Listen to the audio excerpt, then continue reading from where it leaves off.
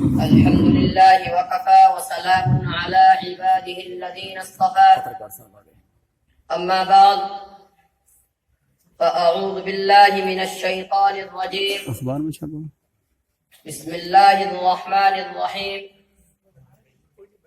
قل هو الله أحد الله الصمد لم يلد ولم يولد ولم يكن له كفوا أحد لا الہ الا اللہ تفلحوا۔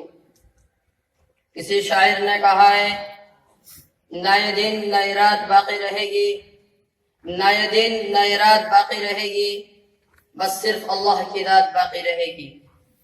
صدر محترم، حاضرین مجلس اور عزیز ساتھیوں اور مشفق اساتذہ اکرام، حق تعالی شانہ نے مجھے آپ لوگوں کے سامنے کچھ بیان کرنے کا موقع عنایت فرمایا۔ دعا کریں اللہ تعالیٰ مجھے صحیح بولنے اور ہم سب کو اس پر عمل کرنے کی توفیق عطا فرمائے۔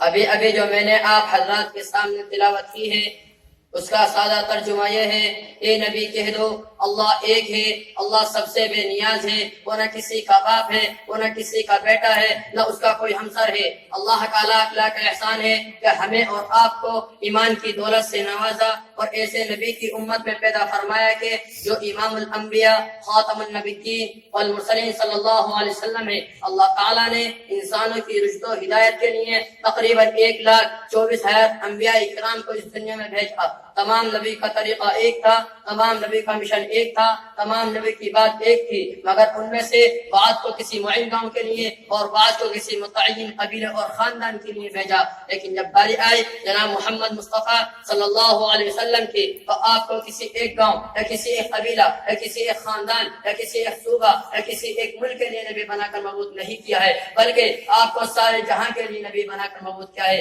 جب حضرت ابراہیم علیہ السلام آئے تو لا الہ الا اللہ ابراہیم خلیل اللہ کہا، جب حضرت موسیٰ علیہ السلام آئے تو لا الہ الا اللہ موسیٰ کریم اللہ کہا، جب حضرت محمد مصطفیٰ صلی اللہ علیہ وسلم آئے تو لا الہ الا اللہ محمد رسول اللہ کہا۔ الغرض تمام نبی کا مقصد یہ تھا کہ اللہ ایک ہے، اسی پر ایمان لاؤ، اللہ کے علاوہ کوئی معبود نہیں، اللہ کے علاوہ کوئی اولاد دینے والا نہیں اور کوئی حاجت روا نہیں۔ اگر کوئی مسلمان یہ کہتا ہے کہ اللہ تعالیٰ کے علاوہ کوئی دوسرا مشکل کشا ہے اور حاجت روا ہے تو ایسے لوگوں کا ایمان خطرہ میں پڑ جائے گا۔ اسی توحید کو سمجھانے کے لیے تمام انبیاء آئے اور طرح طرح کی تکلیفیں برداشت کی۔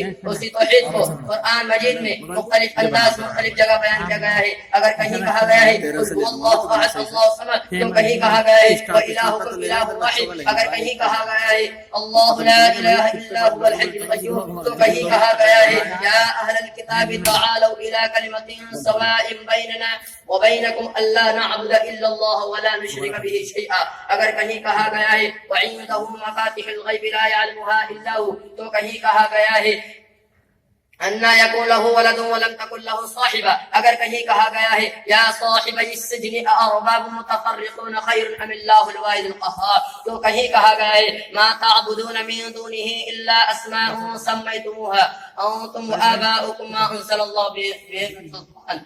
الغرض مختلف اسالب مختلف طرق میں وحدانیت کو سمجھایا گیا ہے۔ ان میں بیشتر آیات اس بات پر شاہد و عادل ہے کہ عبادت اور پرستش کے لائق صرف اور صرف خدائی واحد کی ذات ہے۔ توحید تو یہ ہے کہ خدا حشر میں کہہ دے، توحید تو یہ ہے کہ خدا حشر میں کہہ دے کہ بندہ دو عالم سے خفا میرے لیے ہے۔ میرے عزیز دوستوں اور بھائیوں، مگر شیطان انسان کا کھلا دشمن ہے، جس کو قرآن مجید نے اس طرح بیان کیا ہے ان الشیطان للانسان عدو مبین۔ لیکن افسوس آج کچھ مسلمان شیطان کے فریب میں آ کر توحید باری تعالی انبیاء اور اولیاء کو شریک کرتے ہیں۔ کسی نے نبی کا مختار کل ہونے کا عقیدہ رکھا، کسی نے حضرت علی کو مشکل کشا و حاجت روا کرتانا، کسی نے شیخ عبد القادر جیلانی کو اولاد دینے والا اور بگڑی بنانے والا سمجھا، کسی نے اجمیری قبر پر سجدہ ریزی کو جائز سمجھا۔ میرے عزیز دوستوں اور بھائیوں، اگر اولاد دینے کی طاقت و قوت اللہ تعالیٰ کے علاوہ کسی نبی یا ولی میں ہوتی، حضرت ابراہیم علیہ السلام کی زبانی گزر گئی، ابھی تک ایک بیٹا نہیں ہوا، اس کو بیٹا نہیں ہوا، حضرت ابراہیم علیہ السلام کو اور کس کی گود اولاد کی نعمت سے محروم ہے۔ اللہ کے پیغمبر حضرت ابراہیم علیہ السلام اور لاڈلے پیغمبر عابدہ زاہدہ ساجدہ بی بی سیدہ ہاجرہ سلام اللہ علیہا میرے دوستو خدا کی شان تو یہ ہے کہ انک علی کل شیء قدیر، اس کی اپنی مرضی ہے، اس کے آگے کسی کا زور نہیں چلتا، وہ فعال لما یرید ہے۔ ایک دن حضرت ابراہیم علیہ السلام نے اللہ تعالیٰ کے حضور میں نہایت و عاجزی و انکساری سے سوال کیا اور درخواست کی، رب هب لی من الصالحین، اے پروردگار مجھے نیککار بیٹا عطا فرما۔ اولاد دینے کا خزانہ اللہ کے پاس ہے، خدا کے پیغمبر بھی اولاد اللہ سے مانگتے ہیں۔ حضرت ابراہیم علیہ السلام نے بیٹا کس سے مانگا؟ صرف اور صرف خدا سے مانگا، کسی نبی سے نہیں مانگا، کسی فرشتے سے نہیں مانگا، کسی قبر سے نہیں مانگا، کسی شجر سے نہیں مانگا، کسی حجر سے نہیں مانگا، کسی پیر سے نہیں مانگا، کسی فقیر سے نہیں مانگا۔ میرا عزیز دوستو ذرا بتائیے حضرت ابراہیم علیہ السلام نے بیٹا کس سے مانگا؟ ذرا زور سے بتاؤ، بلند آواز سے بتاؤ، خاموش کیوں ہو؟ ہاں مجھے معلوم ہے کہ تم حیران و پریشان رہ جاؤ گے، شزدہ رہ جاؤ گے، مجھے یقین کامل ہے کہ منہ سے آواز نہیں آئے گی۔ ہاں آواز تو آئے گی مگر یہ نہیں آئے گی کسی پیر سے مانگا، کسی فقیر سے مانگا۔ ضرور بتاؤ گے حضرت ابراہیم علیہ السلام نے بیٹا خدا سے مانگا، حضرت زکریا علیہ السلام نے خدا سے مانگا، حضرت مریم علیہ السلام کی ماں نے خدا سے مانگا۔ میرا عزیز دوستو لیکن افسوس صدا افسوس کہ آج ہم مسلمان ہونے کا دعویٰ کرتے ہیں، اولاد غیر اللہ سے مانگتے ہیں۔ یہ سب لا الہ الا اللہ کے تقاضے کے خلاف ہے، نبی صلی اللہ علیہ وسلم کی تعلیمات کے خلاف ہے، انبیاء علیہ السلام کے خلاف ہیں، صحابہ کرام کے عقائد کے خلاف ہیں، ائمہ مجتہدین کے خلاف ہے۔ کیوں؟ اس لیے کہ نبی کو خدا کی ضرورت ہے، صحابہ کو خدا کی ضرورت ہے، ولی کو خدا کی ضرورت ہے، ابدال کو خدا کی ضرورت ہے، قطب کو خدا کی ضرورت ہے، امام کو خدا کی ضرورت ہے۔ میرا عزیز دوستو اور بھائیو، توحید اور ربوبیت میں کسی کو شریک کرنا، دو عالم میں تصرف کا مالک خدا کے علاوہ کو جاننا، در حقیقت یہ شرک ہی ہے۔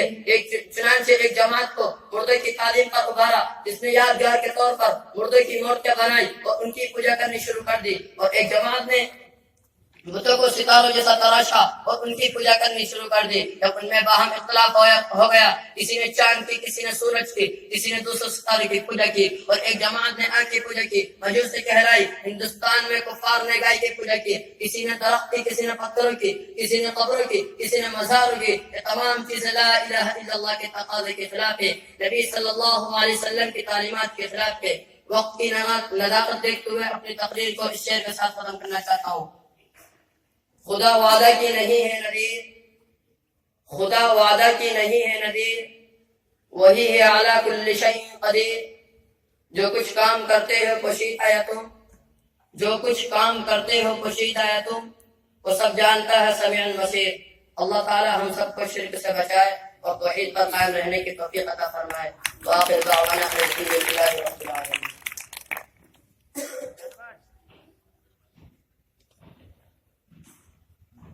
بسم اللہ الرحمن الرحیم۔ عزیزان گرامی، معزز سامعین کرام، ہم بڑی فرحت و شادمانی محسوس کر رہے ہیں، اور واقعی یہ ہم سب کے لیے بہت خوشی کا موقع ہے کہ اللہ تعالی نے اس عظیم الشان موقع پر ہم سب کو اکٹھا فرمایا اور یوم جمہوریہ سے متعلق کچھ باتیں کہنے سننے کا موقع دیا۔ یہ ہمارے مدرسے کا پروگرام ہے جس کو ایک دینی اعتبار سے ڈھالنے کی مکمل کوشش کی گئی ہے۔